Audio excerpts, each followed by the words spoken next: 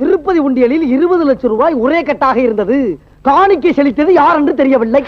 அட பாவிகளா! என்ன பொழப்பு இது? நம்ம வாழ்க்கை எதை நோக்கி பயணமா போய்கிட்டு இருக்குன்னே தெரியலையே. பாஸ், எதிர்த்த வீட்டுக்கு குடி வந்தவன் எங்களையே முறைச்சு பாக்குறான். என்னன்னு கேளுங்க பாஸ். எவன்டா அவன் என் பசங்களை முறைக்குறது? தம்பி, அவனை கூப்பிடுடா. அச்சுச்சோ, அவரா பயங்கரமானவராச்சே. அவர்ல கொஞ்சம் ஜாக்கிரதையா இருங்கப்பா. தம்பி, என்ன இந்த பக்கம்?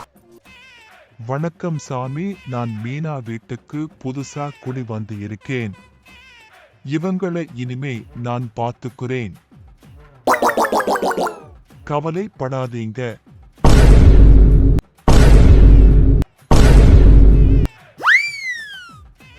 இந்த மாதிரி நேரத்துல வீரங்கள்லாம் அடிக்கடி சொல்ற வார்த்தை என்ன தெரியுமா? பாத்துக்கலாம். ஏன்டா கண்ணு கலங்குது? சரி சரி,